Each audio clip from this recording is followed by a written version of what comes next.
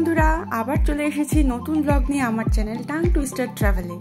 পায়ের তলায় সর্ষে হলে যা হয় আর কি, রোজকার একঘেয়ে জীবন সবকিছুর মাঝখানে যেই 2 দিন 3 দিন ছুটি পাওয়া যায়, অমনি অক্সিজেন নিতে টুক করে বেরিয়ে পড়ি। তো হঠাৎই দোলের ছুটিতে মনে হলো যাই একটু সিকিমে ঘুরে আসি। প্রথমে যদিও ইচ্ছে ছিল আমাদের যে আমরা সিল্ক রুট যাব, কিন্তু পরে আমরা নর্থ সিকিম প্ল্যান করলাম। তবে নর্থ সিকিমটাও পুরোটা আমরা অবশ্য ঘুরে উঠতে পারিনি, যেহেতু আবহাওয়া সত্যি ভীষণ খারাপ ছিল। কিন্তু যতটা ঘুরেছি তা কিন্তু আমাদের কাছে একটা অনন্য অভিজ্ঞতা হয়ে থাকবে। ট্রেনে করে আমরা চলে এসেছি এনজেপি স্টেশন। এনজেপি স্টেশন থেকে আমরা রেন্টেড কার নিয়ে রওনা হয়ে গেছি গ্যাংটকের দিকে, যেখানে আমরা বুক করে রেখেছিলাম আমাদের হোটেল অ্যামোর গ্যাংটক রিসর্ট। এটি গ্যাংটকের ম্যালের একদম মধ্যে মোটেই অবস্থিত নয়। ম্যাল থেকে একটু দূরে বনঝাঁকড়ি ফলস যেখানে, তার ঠিক কাছাকাছি অবস্থিত এই অ্যামোর গ্যাংটক রিসর্টটি। আমরা গাড়ি করে চলছি সেদিকেই। যেই সেবক রোড ধরে আমরা এগোতে শুরু করলাম, দুপাশে এই ঘন জঙ্গল, তার মধ্যে দিয়ে যেতে যেতে হঠাৎই রাস্তার সামনে দেখছি নীল পাহাড় উগি দিচ্ছে। এতেই যেন আমাদের মনটা ভীষণ ভালো হয়ে গেল। বেশ একটু খিদে পেতে শুরু করলো তখন। সকাল সকাল সব দোকানপাট তখনও খুলেনি। একটা দোকান ওরই মধ্যে দেখলাম খুলে গেছে। টুক করে ঢুকে পড়লাম। দেখতে পেলাম বেশ সুন্দর গরম গরম মোমো প্লেটে রাখা। আমরাও অর্ডার দিয়ে দিলাম 2-3 প্লেট এবং মন ভরে সেই মোমো এবং চা খেয়ে সেখান থেকে আবার এগিয়ে চলতে লাগলাম গ্যাংটকের দিকে।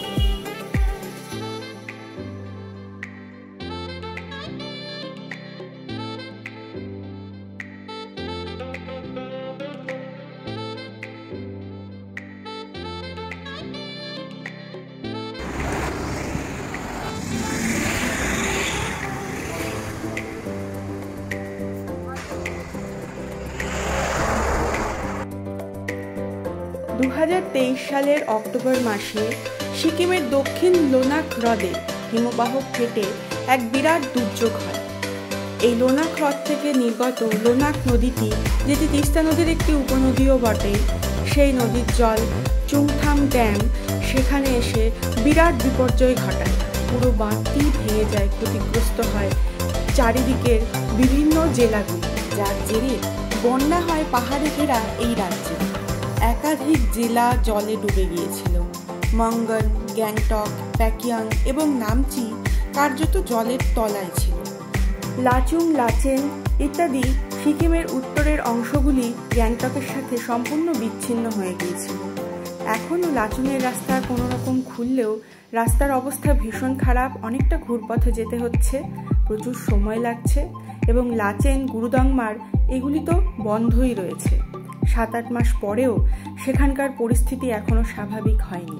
যেদিন আমরা লাচুং গেলাম, রাস্তা এবং সর্বোপরি চুংথাং ড্যামের অবস্থা দেখে সত্যি ভয় লেগে গেল।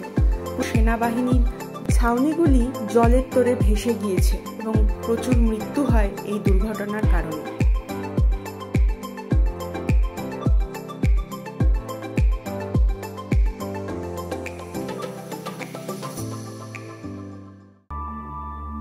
किस लम्हे ने थामी उंगली मेरी,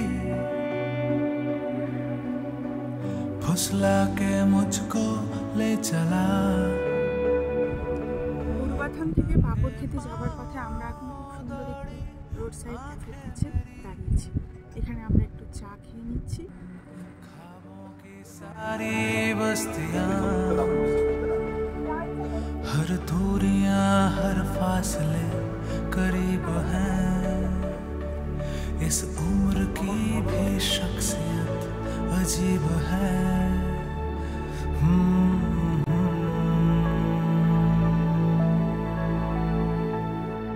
झीनी झीनी इन सांसों से पहचानी सी आवाजों में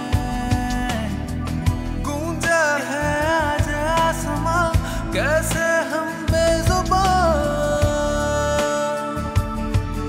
इस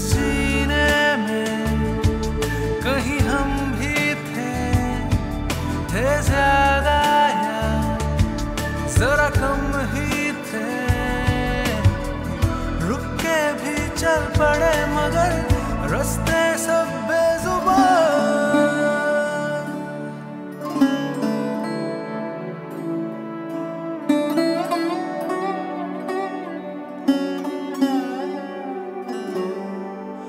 जीने की ये कैसी आदत लगी, बेमतलब कर्जे चढ़ गए, हादसों से बच के जाते कहाँ, सब रोते हंसते অনেকটা ঘুরপথে আসতে হলো বলে সময়ও বেশ খানিকটা বেশিই লাগলো। जो मान ली तो ठीक है, कमजोरियों को मात दी तो ठीक है।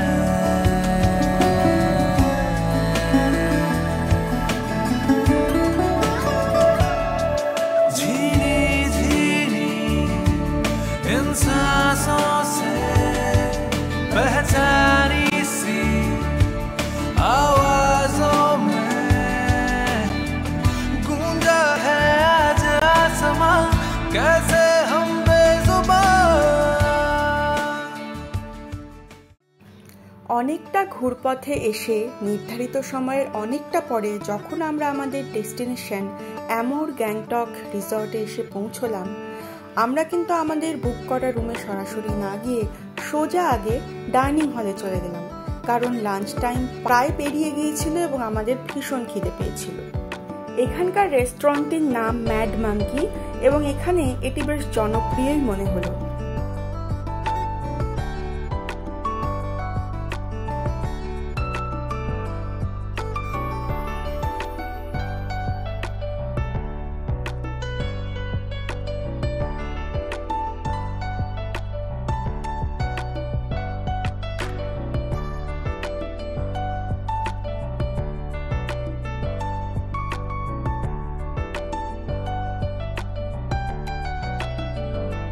এখানে খাবার খেয়ে যা বুঝলাম, এখানকার ফুড কোয়ালিটি কিন্তু ভীষণই ভালো। হয়তো একটু কস্টলি হতে পারে, তবে এখানকার পরিবেশটা দেখলে সেটা আর মনেই হবে না।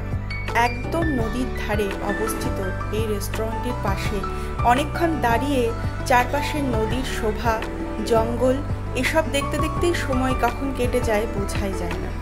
আর দেখা যায় প্রচুর নাম না জানা পাখি। রেস্টুরেন্টে খেতে বসেও জানালা দিয়ে দেখা যায় অপূর্ব প্রাকৃতিক নৈসর্গিক সৌন্দর্য।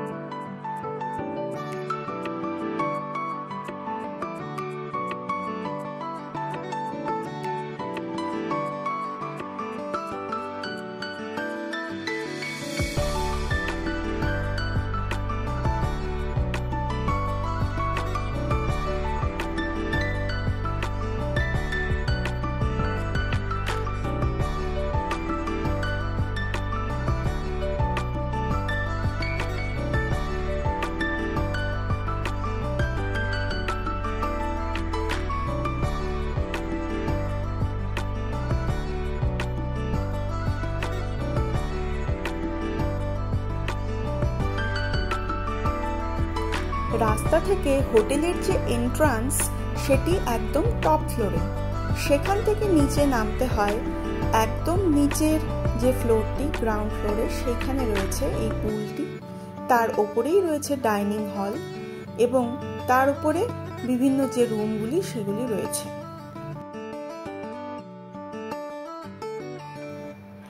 ওপর নিচ ওঠানামা করতে যদি অসুবিধে হয় বা বয়স্ক মানুষরা যারা, তাদের জন্য এটি খুবই উপযুক্ত একটি স্টে অপশন, কারণ এই রিসর্টে কিন্তু লিফটের সুব্যবস্থা রয়েছে। সারাদিনের জার্নিতে ক্লান্ত আমরা যেই খাবার পেলাম সঙ্গে সঙ্গে আমরা একেবারে বুভুক্ষুর মতো সব শেষ করে দিলাম এবং খাবারগুলো সত্যি ভীষণ টেস্টি ছিল। খাওয়া হতেই আমরা আমাদের নিজের রুমের দিকে রওনা দিলাম। একটা ফ্লোরেই আমরা সবাই ছিলাম, পাশাপাশি 3টে রুমে, এবং আমাদের লাগেজগুলো আগেই কিন্তু আমাদের রুমে শিফট করে দেওয়া হয়েছিল।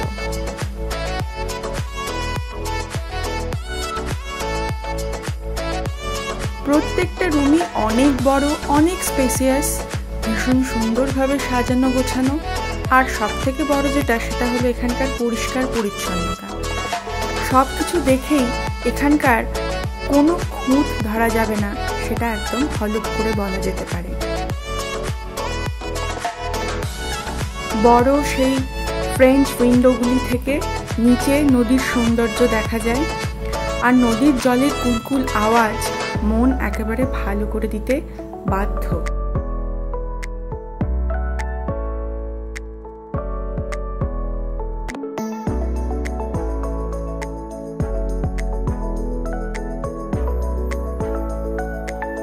প্রতিটা রুমেই রয়েছে টিভি এবং ওয়াইফাই এর ব্যবস্থাও এখানে রয়েছে।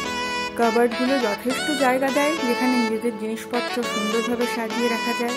রয়েছে tea bag, coffee, sugar, electric kettle, সব কিছুরই ব্যবস্থা এখানে রয়েছে।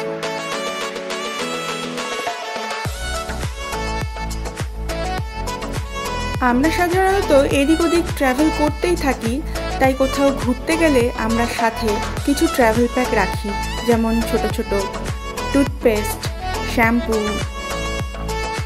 বডি ওয়াশ, এগুলো। কিন্তু এখানে দেখলাম কোনো কিছু না নিয়ে এলেও হতো, কারণ এখানে পর্যাপ্ত পরিমাণে শ্যাম্পু, বডি ওয়াশ, ব্রাশ এবং পেস্ট দেওয়া রয়েছে। অনেক সময় আমরা ইলেকট্রিক কেটেলও ক্যারি করি, কিন্তু এখানে সেটারও দরকার নেই। আরেকটা জিনিস যেটা আমাদেরকে শীতের জায়গায় গেলে অবশ্যই ক্যারি করতে হয় সেটা হচ্ছে হেয়ার ড্রায়ার, যেটা অনেক ক্ষেত্রে আমাদের রুম হিটারেরও কাজ দেয় কখনো কখনো, কারণ ঠান্ডা জায়গায় গিয়ে হাত পা এতটা ঠান্ডা হয়ে যায়, তখন আমরা চুল শুকোনোর পাশাপাশি হাত পাটাও সেটা দিয়ে বেশ গরম করে নিতে পারি।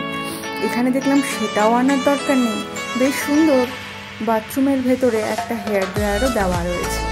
আর 24 আওয়ার্স গিজার তো অবশ্যই রয়েছে। খাওয়া দাওয়ার পর নিজেদের রুমে এসে আমরা ফ্রেশ হয়ে নিলাম। গরম গরম জলে স্নান করে সারাদিনের ক্লান্তি কাটিয়ে একটু বিশ্রাম নিয়ে সন্ধেবেলা আমরা বেরিয়ে পড়লাম ম্যালের উদ্দেশ্যে। ম্যালে গিয়ে আমরা ঘুরে নিলাম পুরো ম্যালটা। হেঁটে হেঁটে এই ম্যালে ঘুরতে কি যে ভালো লাগে। কেনাকাটা ইচ্ছে করলে করা যায়, আবার কেনাকাটা না করলেও শুধু উইন্ডো শপিং করতেও কিন্তু মন্দ লাগে না। টুকটাক কিছু কেনাকাটা অবশ্য করেছি, কিন্তু এখানকার স্ট্রিট ফুডের কথা না বললেই নয়। বিভিন্ন দোকানগুলিতে যে স্ট্রিট ফুডগুলো পাওয়া যাচ্ছিল সেগুলোও আমরা একটু একটু করে খেয়ে দেখলাম।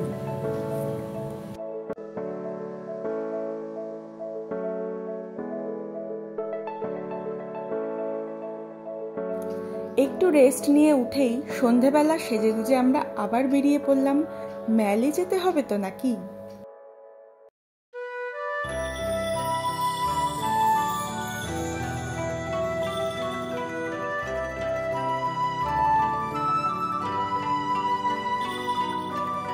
আমাদের রিসর্টটি ম্যাল থেকে দূরে হওয়ায় বেশ নিরালা একটা জায়গাতে আমরা থাকছিলাম ঠিকই, কিন্তু এর একটা ডিসঅ্যাডভান্টেজ হলো যে এখানে কিন্তু চট করে কোনো গাড়ি পাওয়া যাবে না ম্যাল যাওয়ার জন্য।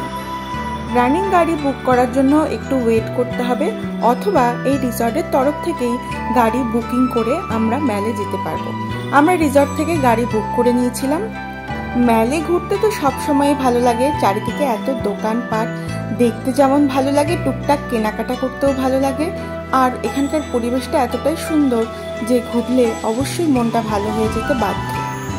এত কিছু ভালোর মধ্যে আরেকটা মজাদার জিনিস যেটা হয়েছিল সেটা হলো আমাদের কিছু বন্ধুর সাথে আমাদের এখানে দেখা হয়ে গিয়েছিল, যারা আমাদের সাথে অবশ্যই যায়নি, কিন্তু মেলায় হাঁটতে হাঁটতে হঠাৎই তাদের সঙ্গে দেখা হয়ে গেল। বেশ লাগে তাই না, বাড়ি থেকে অনেক দূরে যখন পরিচিত কারোর সাথে দেখা হয়ে যায়।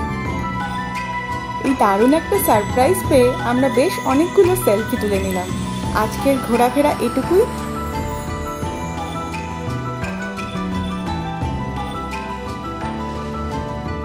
আসছি পরের ব্লগে পরের দিনের ঘোরাফেরা নিয়ে।